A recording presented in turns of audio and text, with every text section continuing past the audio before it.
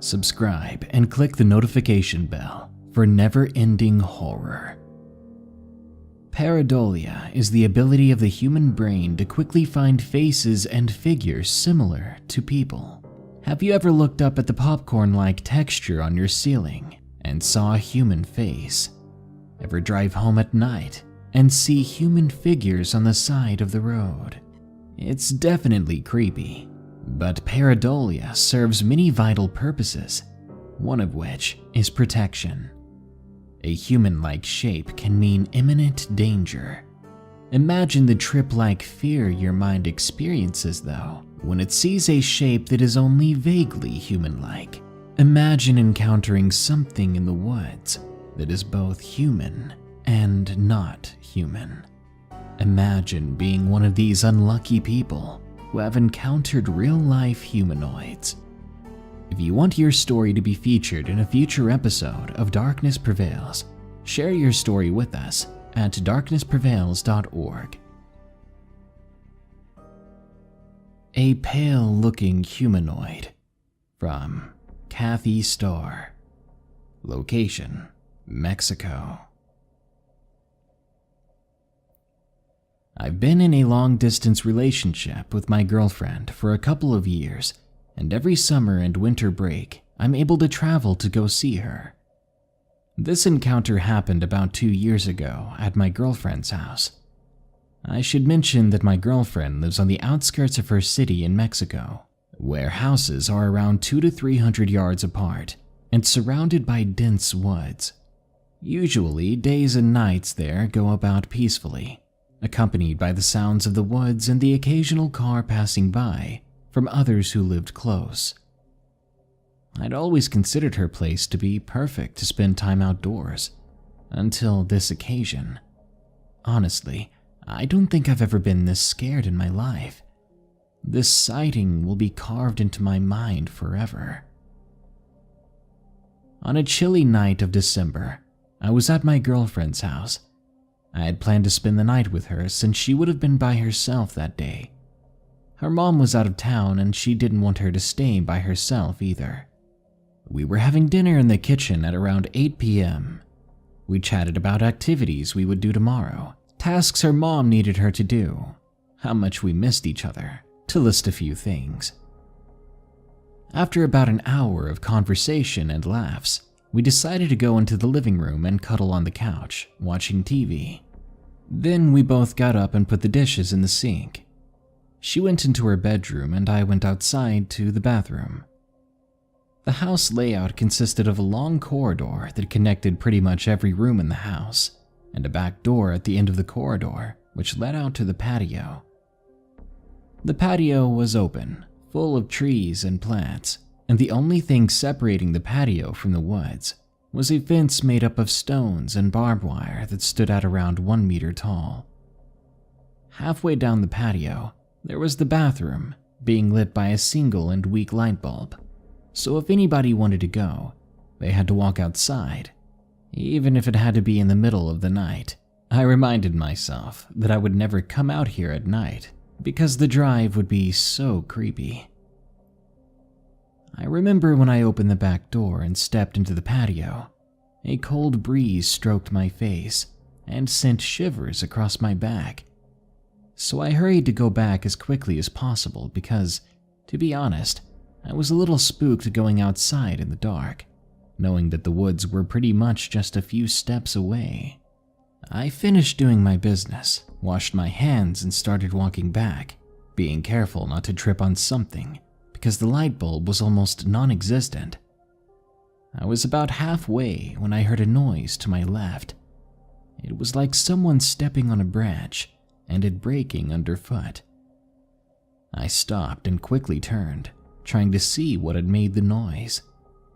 But I could only see a portion of the fence and nothing but darkness beyond that. However, I had this weird feeling that someone or something was watching me. Something on the other side of the fence. I stood in silence for around 30 seconds, listening to my surroundings, only to notice that the crickets had suddenly stopped. I got a bit freaked out as I knew for sure that they had been chirping when I first stepped out here. I was somewhat too scared to move, but I did anyway, almost running to get inside as soon as possible.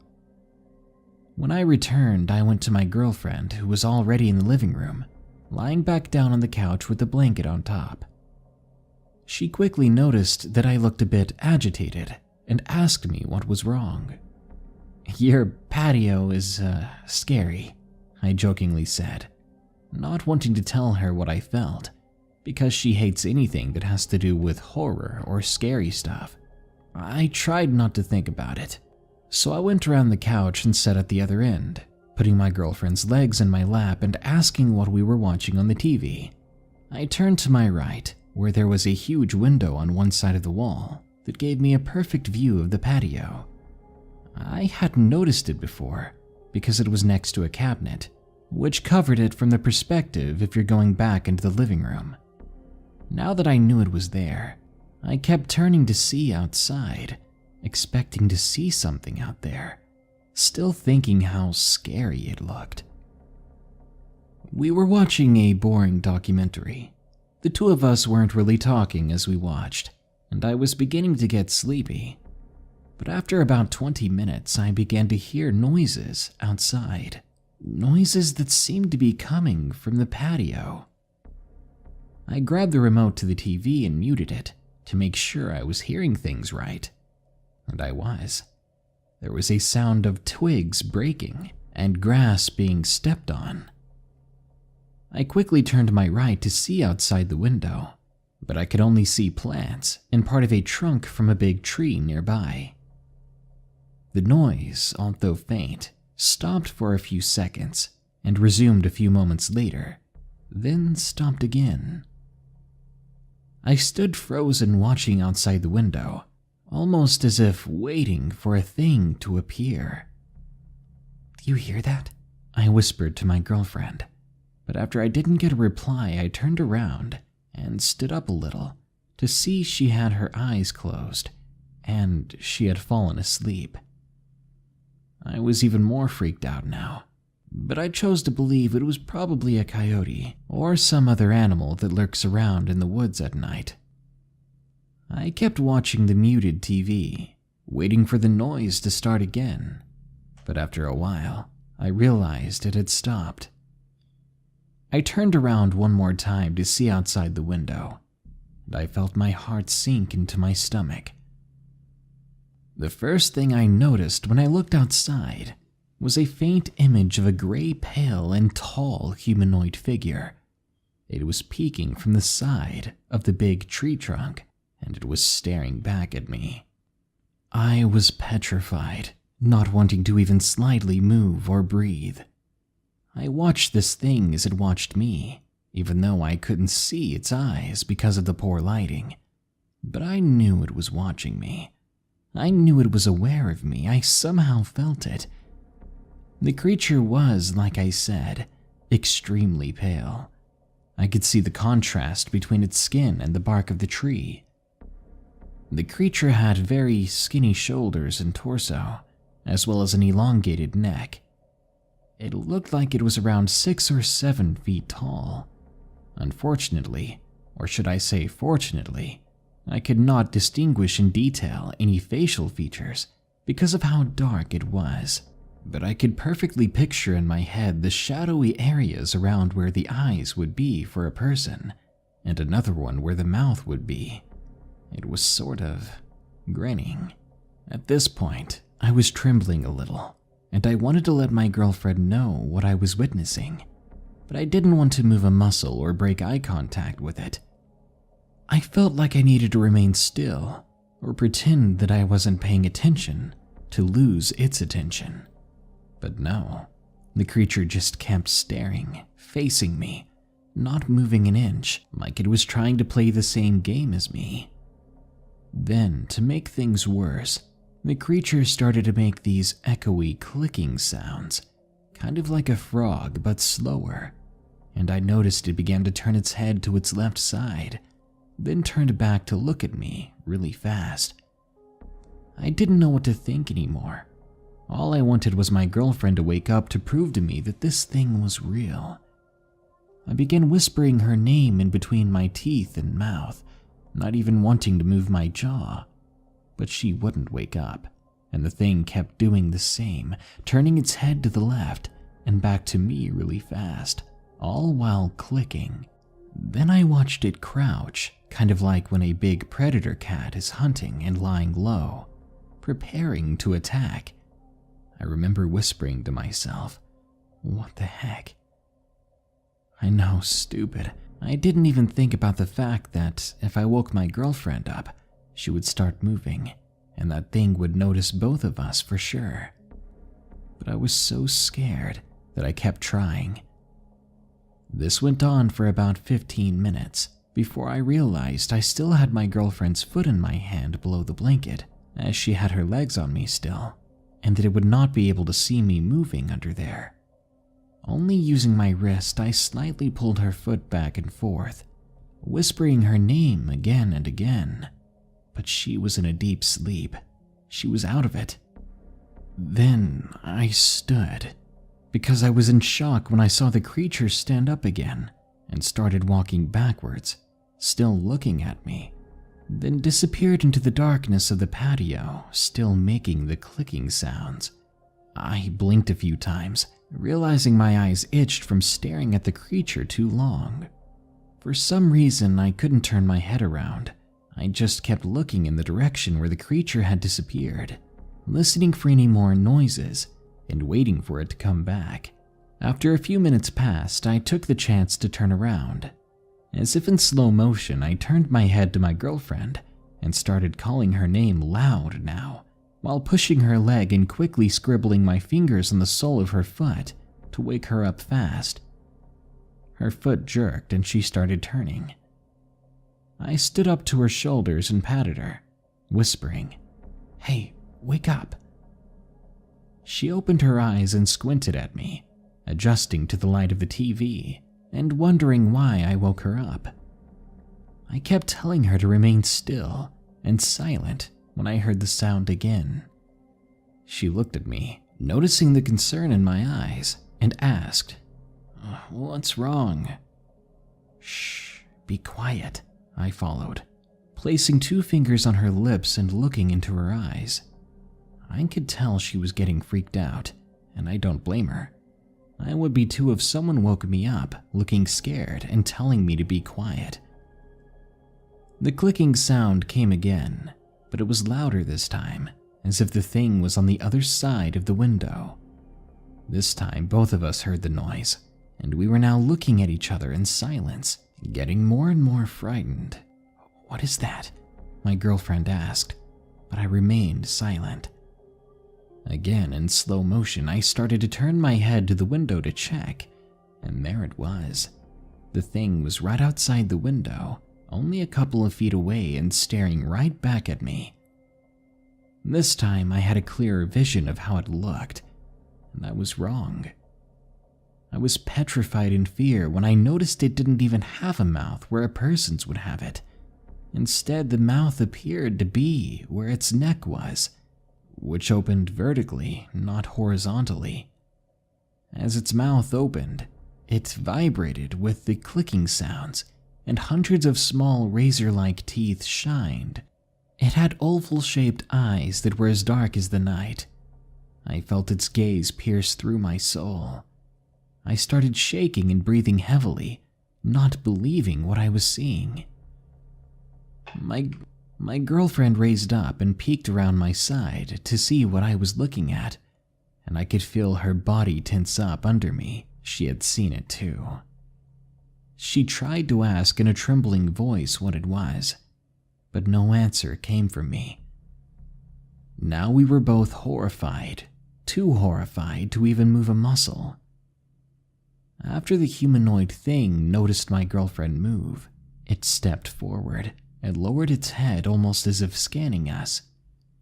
We jumped in fear after seeing the thing doing this, because we thought it would start coming towards us. My heart was beating so fast, I thought I would black out at any moment. Then the thing began to slowly walk to its right side, in the direction where the door to the corridor was, resuming its clicking sounds.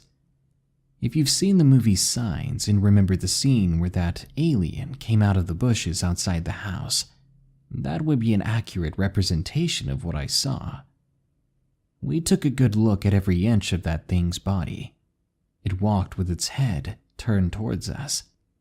After we lost sight of it through the window, we both sat up and looked at each other suddenly, and we heard something scratch the metal door that led to the corridor, as if the thing was feeling for it. Without thinking twice, I grabbed my girlfriend's wrist and jolted out of the living room, locking ourselves into the bedroom. We sat on the floor right next to the bedroom door, hiding in case that thing came inside the house.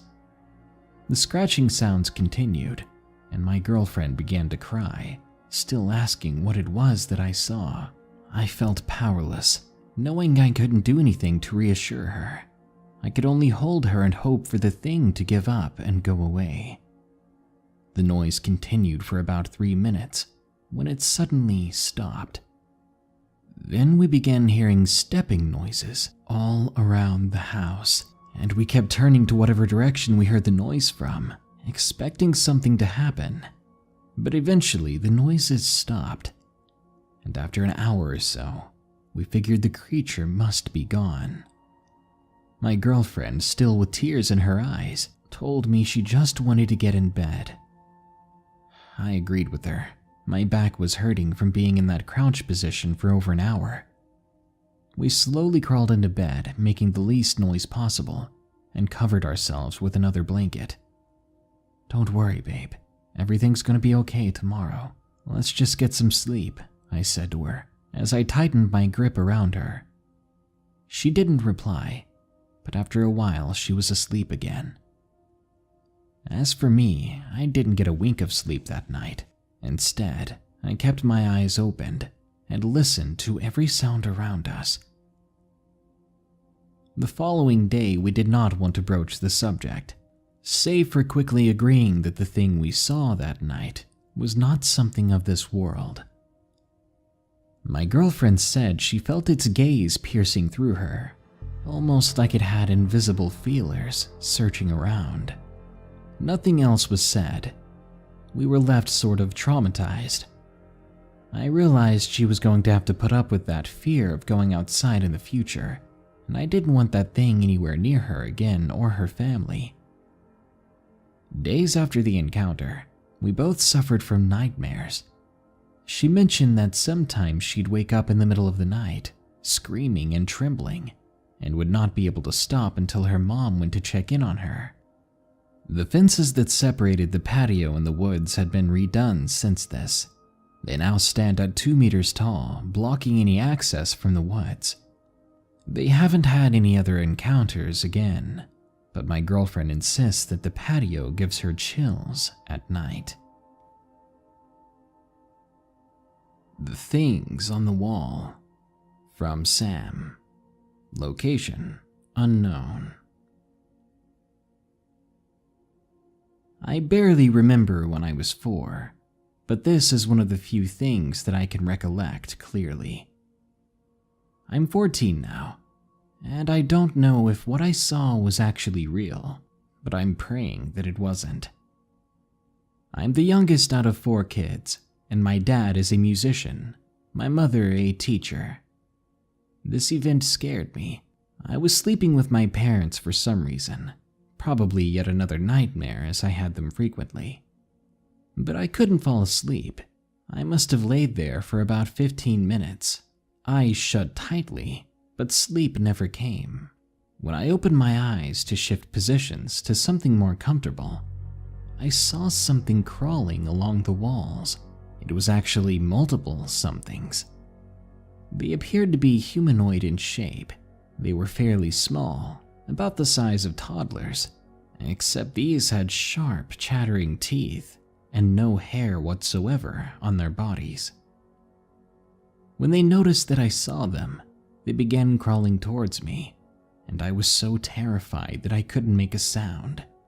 I wanted to scream or run away, or at least wake up my parents, but all I could do was tighten the grip on the blankets around me. I closed my eyes tight for as long as I could. I expected to feel claws or tiny teeth on me at any second. But as an entire hour passed by, I didn't feel anything, and my fear soon gave way to sleep. When I woke up, I told my parents about it, and they didn't believe me. I have no idea what I saw, if it was real or something birthed from my lack of sleep. I don't know, but it surely was terrifying. Creature in the Dark, from Raine. Location unknown. Ever since moving out into the country, I became more and more like a night owl. One night, as I often liked doing, I was hanging outside in the backyard with my brother. We were playing a new game we had made up out of boredom, where one person laid in the hammock and the other pushed it to make it swing like it was going to tip. When I looked away from my brother for one moment, my eyes caught sight of something in the forest area just out of our yard. At first, I thought there's a person over there, but as I looked more closely, I noticed that it didn't look like a person much. But whatever it was definitely looking at us. When I rubbed my eyes and looked back, the thing was gone. But from what I'd seen, I'd gathered enough to know that this was something creepy. Its skin was pale, and there were horns growing from its head. The creature stood about 7 feet tall and looked as if it was a mix of a humanoid creature mixed with a sort of animal. When I asked my brother if he had seen it, he didn't believe me at first, and he thought that I was playing a prank on him to scare him. But he soon saw that I wasn't joking from my serious expression, and we both were getting scared. He got up and we looked through the yard slowly. After a few minutes, we didn't find a trace of what I'd seen. Suddenly, a shrieking sound rang out from somewhere in the forest, forcing us into a terrified run back inside the house. We locked the door and we stayed inside that night. I've heard that sound a couple of times since, but luckily, or unluckily, I haven't seen anything else. Metallic Humanoid, from Tania. Location unknown. This story is from my mother. She was around 5 years old and lived in a 2-story house. She didn't sleep by herself. She slept with about 5 or 6 sisters of hers. Yeah, my grandma had 11 children. One day she was playing around in their room when the time to go to sleep came, and everyone was getting ready for bed. She crawled into bed and went to sleep. This was around 8 or 9 p.m. At about 2:30 or 3 a.m., she wakes up, and because her bed was near the window, she peeked out of it. At the time, there was construction going on next to her house. When she looked out from her bed to the outside, she saw this gold metallic figure, almost robotic looking, sitting on the edge of some drywall. When the thing saw that it was looking at her, it waved. She was so scared she covered her face with the blankets and tried to go to sleep, but she never did. Instead, she waited until sunrise, looked back out the window, and saw that the thing was gone. Now, 40 years later, she still remembers that event and still gets creeped out when thinking about it. Creepy Midnight Walk, from Trinity Kelly. Location unknown. About a year ago, my twin sister and I decided to go on a walk. The thing about where we lived, it was technically in the middle of nowhere, and it was surrounded by forests upon forests. There are trails for people with 4-wheelers and ATVs and that kind of thing, which is what we usually took to walk on. Anyway, we were walking down a road, and the houses had no lights on, and as such we brought a flashlight. As we were walking, we ended up at an area that had no houses, and we were in the middle of the forest. We decided to follow a nearby path.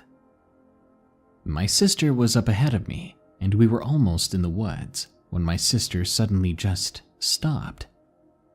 I saw her go really pale in the face, and she appeared to be sweating out of nowhere. Then she instantly turned and ran. It freaked me out, so I looked at her in confusion.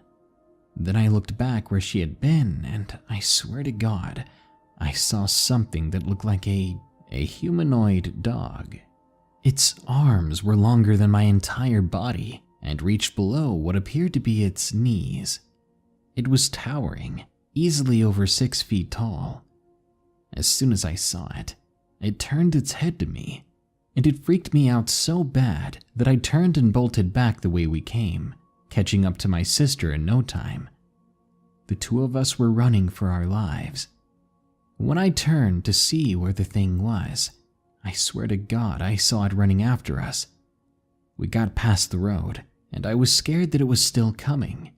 We ran all the way back to our house, which was at least 2 miles away from the road we were on. When we got back home, we ran inside and locked the entire place down, then fell to the ground, breathing extremely hard. It was the scariest moment in our lives, and luckily, that was the end of the horror. We didn't see it again, and I hope we never do. The Thing That Followed Me Home, from PhysicsDontCare. Location unknown. This happened to me a long time ago, and it still haunts me when I think about it. My family and I used to take hikes quite often, just strolling along, sometimes running, and sometimes we brought our bikes on the trail. However, our routine changed one time. We were walking on the same trails, except we were deeper in than we normally were. I had been going ahead further than the rest of my family. All of a sudden, I stopped right in my tracks when I saw something. Up ahead, there was this lengthy, pale humanoid at the end of the trail where I was moments from walking. I told my mom and she came running. Both my mother and brother told me that I was just seeing things. However, after we got back home, I went on my PS4 and tried to take my mind off of it with some games. But the entire time, I remember feeling watched. It was coming from a certain area too, the couch. We had bought a couch when I was much younger, and there was a little area there that was great for hiding, but it seemed to have this aura about it that made me want to cry and scream. I put my controller down and walked over. I peered into the little hiding area. It was dark, and I could feel something cold on my leg all of a sudden. I looked down at it. I didn't see anything, but I swear it felt like something was grabbing onto me. When I looked back toward the couch area, I saw a face. I screamed and jumped back. It was the same face on that thing that I saw from the trail. I didn't know what to do except stare at it, and it stared right back. Eventually, it just faded away into the darkness. I was so frightened by this that I slept in my mom's room, but the next night would be even worse. Being so creeped out, I still had this thing in the back of my mind, but I decided that it was just my imagination playing tricks on me. When I went into my room to grab my phone at one point, we were about to watch a movie, but normally I just called my friends rather than watch the movie. I'd sit in my room and chat. Anyway, I grabbed my phone and called one of my friends. Immediately he picked up, and he sounded scared. He was freaking out, telling me that it knew that I would call him. I asked him what he was talking about. He told me that he had a dream just the night before, and when he described what he saw, I felt chills go down my body. He said that a small, thin, and pale humanoid figure told him that I would call him that very moment. He didn't think much of it, until it actually happened at the exact time of day that the dream said it would be. We were both terrified at this point.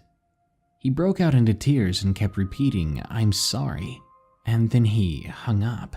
I pulled my phone away, looking at the blinking number as the call had been ended, and then I locked the screen. When I saw it, I screamed. On the black screen, I saw something behind me. That pale, familiar face, just over my shoulder. I jumped up and turned around, but there was nothing there, even though I know I saw the thing. My brother, upon hearing my scream, barged into my room wanting to know what was going on. I just looked at him, and I shook my head. I haven't seen that creature since, and I'm planning on doing everything I can to avoid it entirely. The Thing in the Woods, from TeraLovesYouTube. Location, Mancos, Colorado. One day in July, me, my boyfriend, and 2 other friends decided to go to this nature park in town. We were going to play hide and seek. Now, this park isn't too big, but it does have plenty of hiding places. I was the first to seek, so I counted to 40, then began searching for the others. I went off of one of many little trails and heard the sounds of leaves crunching coming from the left of me. I turned my head to the left, expecting to find one of my friends sneaking around. Instead, I saw what looked to be a person crouching behind a tree. It's one of them, I thought. I called out their names one by one, but none of them got an answer. I looked around the surrounding area to see if I could see anyone else, but no one else was around. It was just me and whoever was crouching behind this tree. I turned back to where the thing was, but now it was gone. So I went out to look around the other trails. I eventually found my boyfriend, and we went around looking together for the other 2. We went down to a more muddy area, and I was looking around when David, my boyfriend, nudged my shoulder and told me to look to our left. I did as he said, and to our horror, there, standing about 20 yards away from us, stood a humanoid-looking creature that was nearly as tall as the trees. Its arms were stretched down to its knees, and its skin was a charred gray with red patches all over it, and its knees were bent backwards. It wasn't facing us, so we ran out and heard it scream, which scared the crap out of us. So we ran and eventually ran into the other 2. We told them what had just happened, but they didn't believe us until all of us heard the scream once more. We booked it to the clearing of the park and sat there contemplating what we had just heard.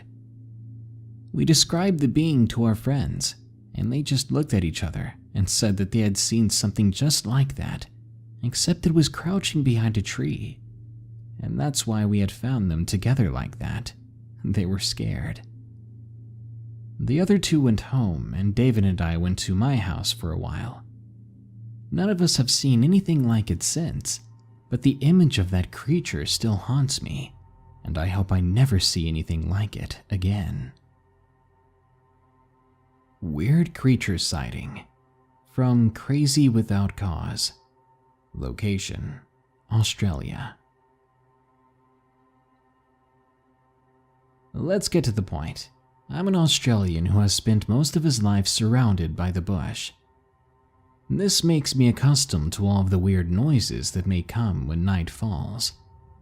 This particular incident occurred one night at about 2:30 a.m. I was watching YouTube with my cat, who was asleep. All of a sudden, this loud shriek erupts, like what you would expect from a howler monkey, but with a more human undertone to it. My cat's head immediately perked up, and he looked out the window. His back arched up, and he started hissing and acting all aggressive. I have decorative rocks outside my window, so when anything walks in, you can hear the rocks moving. I did hear the rocks moving around, like there was a person walking through them. Cautiously, I got out of bed and made a crack in my blinds to see who was outside. My veins ran cold. It was about 6 or 7 feet tall and wasn't wearing any clothes. It was completely hairless, and its eyes were locked onto mine. I hadn't made a sound, yet it was looking right at me. Its body turned to face me as well, so I was staring directly at the entirety of the thing. We stood still for what felt like hours, just keeping each other in our sights. I glanced down at the creature's hands for a split second, and I saw that it had a cat clasped in its grip, red dripping from the body. I locked eyes again with it, and I noticed that the creature had a mouth. I don't know why, but that freaked me out the most. It started to turn away to walk down the road. I rushed to put my jeans and a shirt on, and I reached into the cupboard to pull out a torch and a blade that I always have hidden in my room. I slammed the back door open and ran down the road after it. I could see the thing just casually strolling into the bush behind my house. It took me about a minute to sum up the courage to enter in after it. I walked into the bush with a torch and a blade in hand. Then I heard a scuttling behind me. I freaked out and turned, my torch illuminating what appeared to be a possum. I told it to bugger off, then I shooed it away. But it stared at me blankly, which only creeped me out more. I turned around and walked another 500 meters or so, and that's when I found the cat's body all messed up. That made me rethink coming out here at all. As I turned around to leave, I suddenly heard that same shriek from before. I ran as fast as I could, dropping my torch in the progress.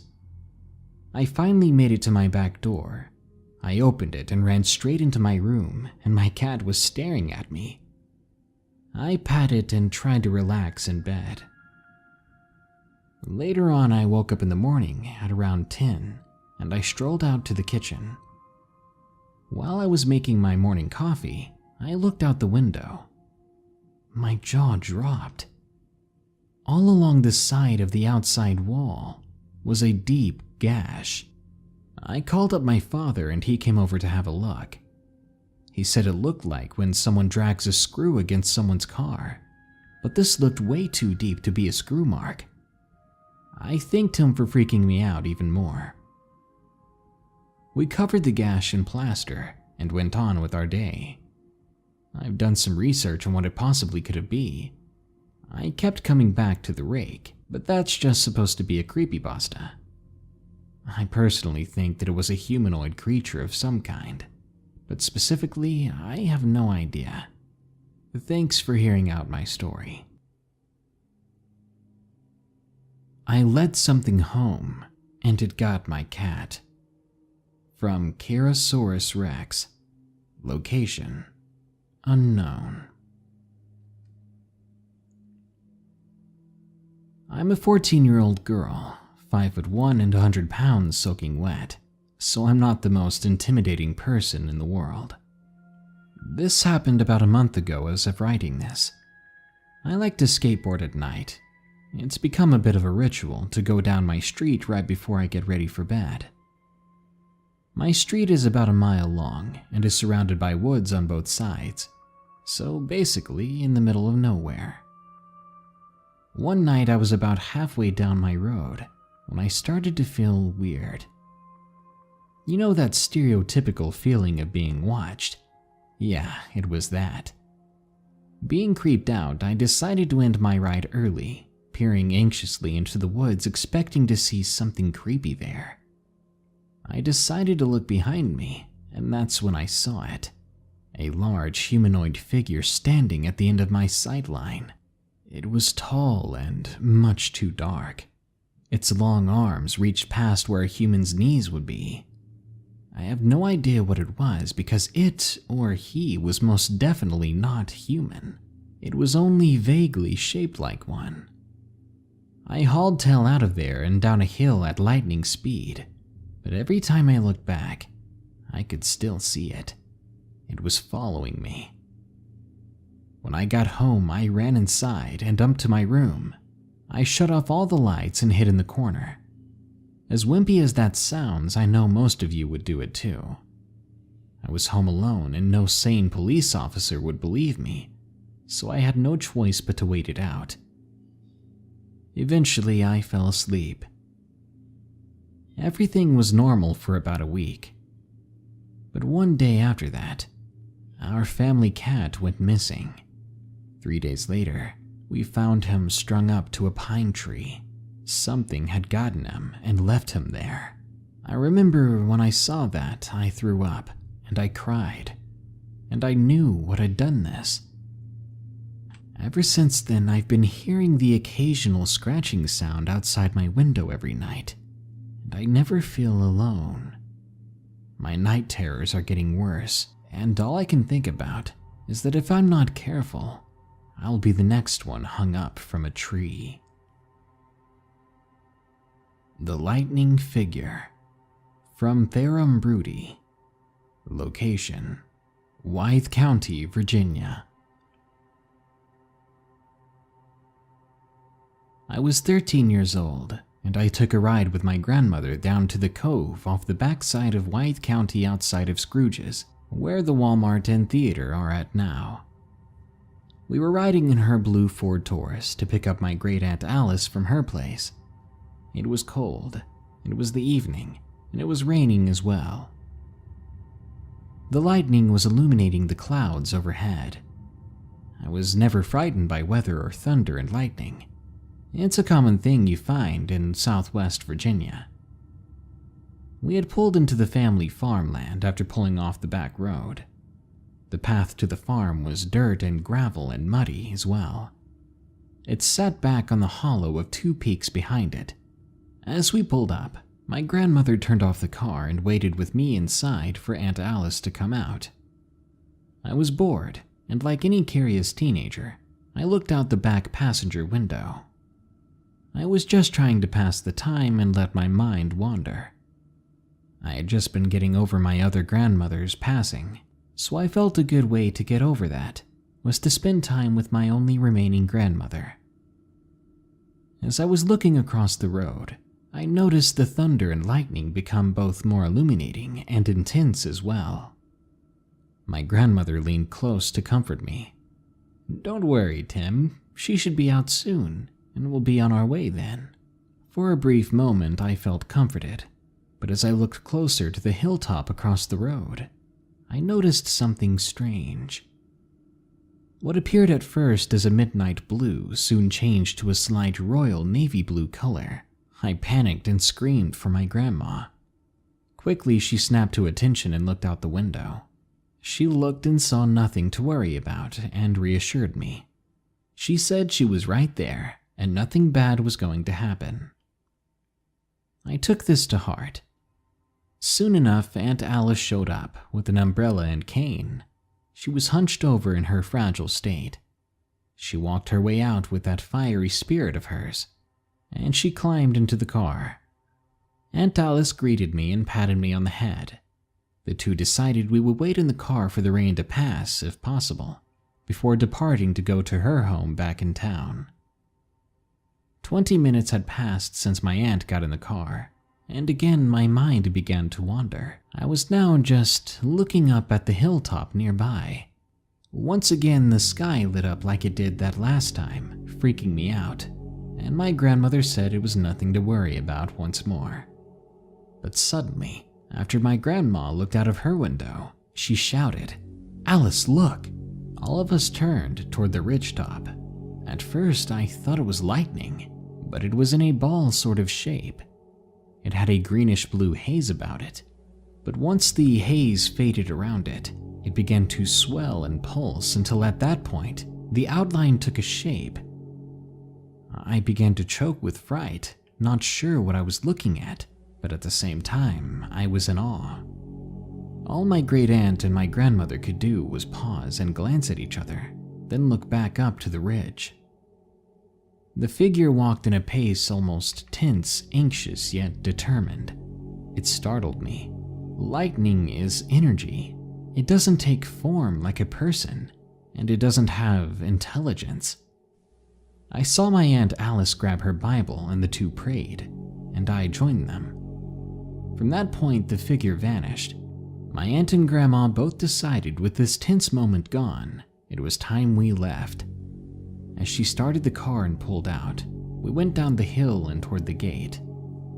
I quickly got out to open it, then close it after the car pulled through. Then I rushed back in and hopped inside. We would drive further down the old road, talking about what we saw. Little did we know that it wasn't over. My Aunt Alice alerted us again. With a gasp, she said, "There it is." At the top of the ridge where it paralleled with the back road, it seemed to be rushing side by side with my grandma's car. It was that figure with no face, no expression, just an outline of energy. It kept pace with us. My grandmother basically floored it, and the engine roared to life. Normally sweet and well-mannered, my grandma was now done with this. The car picked up speed, and we screeched to a halt, seeing a tree fall over in front of us. The figure was behind us on the ridge now, but it was catching up fast. I saw my grandmother grab tightly on the wheel and close her eyes before screaming, "Just leave us alone!" After that, there was nothing. The thunder, the rain, the tree in front of us in the road, and us in the blue Ford Taurus, everything went calm again, and the figure was gone. A driver happened along the scene and helped us move the tree.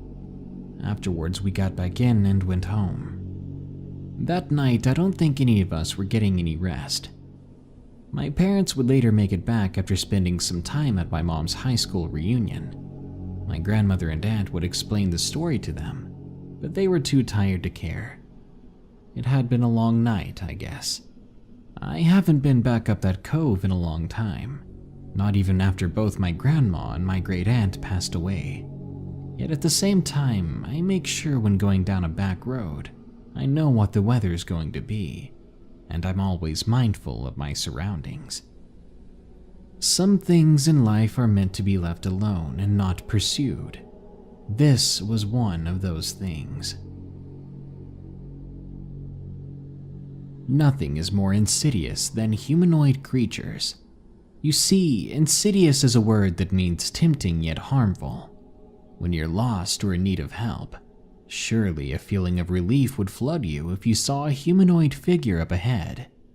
But that figure is just a little too tall, a little too thin, with a mouth not in the right spot, and that's when the fear fills you. Good night. Be sure to like, share, comment, and subscribe if you enjoyed this episode. You can always send in your story to possibly be read on the show at darknessprevails.org/submit. If you want to support the show, you can go to patreon.com/darknessprevails or get some of our merchandise at teespring.com/stores/darknessprevails. Or if you're on YouTube, simply click that shop button below. Now, as usual, here are my 5 favorite early comments from the previous video about 5 creepy camping stories. Mo says, "Relax y'all, it's just me. I just camp differently. I don't think it's about how you camp. I think it's about how you look. Because if that's what you look like and you show up in my campsite, I'll crap enough bricks to build a freaking house right there." Cam says, "That's why we don't go camping in Jamaica. Big up, Darkness. And now you just sealed my fate because I have to camp in Jamaica." ME says, "Today is my birthday. Thanks for the present, Darkness." Well, happy birthday, and I'm glad I got you a cool video for your special day, because I totally did that on purpose. Anyway, I hope you made it a good one. Gabriela Garcia says, "Do you have Instagram, Darkness?" I do, don't really use it anymore. I'm really just on Twitter these days. At Dark Prevails, by the way. And Julian Garcia says, "You seem like a chill dude. Do you have any stories of your own?" I do. You can find it in my backlog on my YouTube channel, or just look up on YouTube, Darkness Prevails' very own. Well, that brings us to the end of this episode, everyone. But don't you worry, more scary stories are on the way soon, so stay tuned. Until next time, Here are some amazing patrons that continue to donate. Remember, stay safe out there and stay creepy.